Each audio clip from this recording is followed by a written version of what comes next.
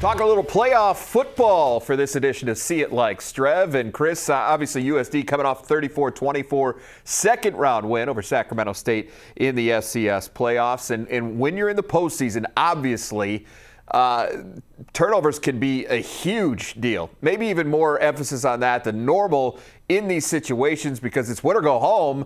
And the Yotes got a couple of big ones early in this game. Yeah, they did, and that's something we talked about 2 weeks ago. Coming into this game, that's something they were going to have to do. Take care of the football and take the ball away, and that's what they did. And first turnover coming late in the first quarter with JoJo Gaines on the tip drill interception. Just honestly a great heads-up play, being ready to catch that ball. A lot of times you see those balls kind of go up in the air, and, you know, DBs don't have the best hands in the world, but he made a great play, diving for that catch and making the takeaway. But what I really loved on that play was the defense, the look that they showed pre-snap. They come out, they kind of show a cover zero look. And so we've talked about different coverages throughout this whole program. Cover zero refers to there's nobody high, right? So all the defenders are in man coverage, everyone's low, and they're blitzing underneath.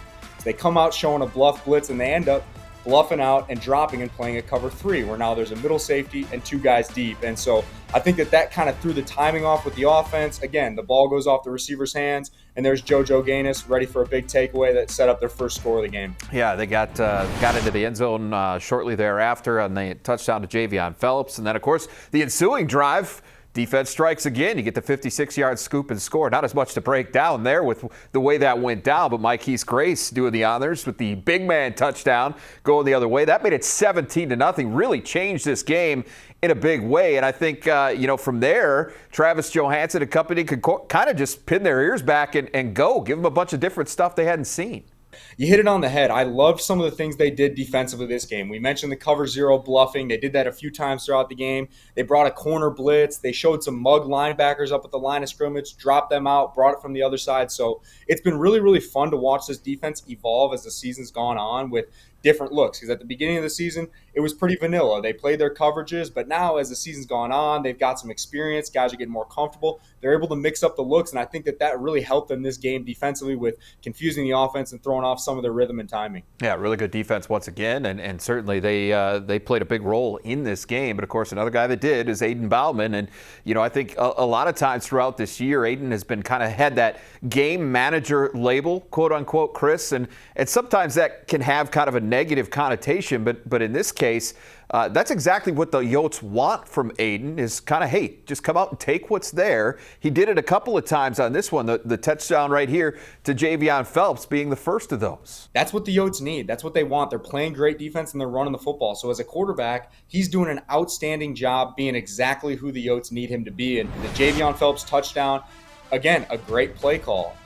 It's man coverage, so Sac State, they've got one high, they're man across the board. They end up running a little bit of a wheel route from the number 2 receiver, which when that happens, now the outside receiver, Javion Phelps, he runs a five-step glance, okay? Now that wheel route kind of rubs the corner, so he's not able to get through and cover his player. Aiden does a great job, quick play action, sliding to his left a little bit, and finds the easy touchdown there in man coverage. And then actually, the next touchdown coming up to J.J. Galbraith, they're playing a similar defense. They're playing man coverage, Sac State is. And again, the middle safety's nowhere to be found. He should have been in the middle of the field on the Javion Phelps touchdown.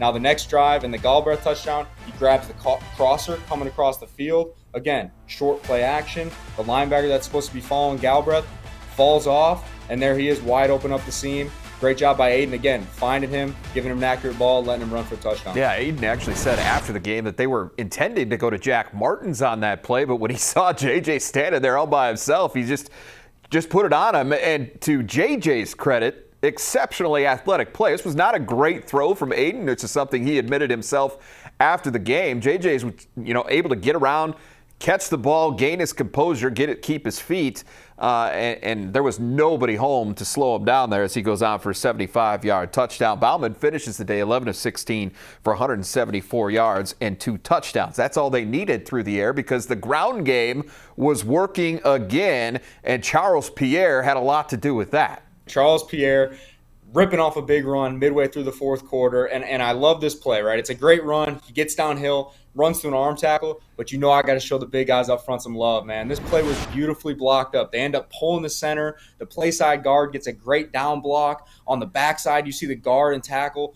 working up to the second level, getting a body on a body, and then that's really all Charles Pierre has to do is get downhill, run hard. He runs through an arm tackle from a linebacker, and then he's just on a straight line to about a 50-yard gain. But again, I got to give some love to the big boys up front. Whenever you're running the ball, there's a lot of credit that needs to be given to those dudes up front, getting movement, getting a hat on a hat, and they did a great job on that play right there. Yeah, Yotes rushed for 194 on the day at an average of just about 5 yards per carry. Pierre finishes 13 carries, 123 yards. Tice adds 15 carries for 68 yards and a touchdown. And obviously, as they move forward this week against North Dakota State, it's going to be important to figure out a way to make some hay on the ground. In the win in Fargo back on September 30th, USD, it was the ground game was mostly complimentary. You'd like to see, if you're USD, I'm sure, to have a little bit more success in that way in round 2 against the Bison. A lot of what they do offensively runs through the ground game, and that opens up a lot of their RPOs and play action. So you're exactly right.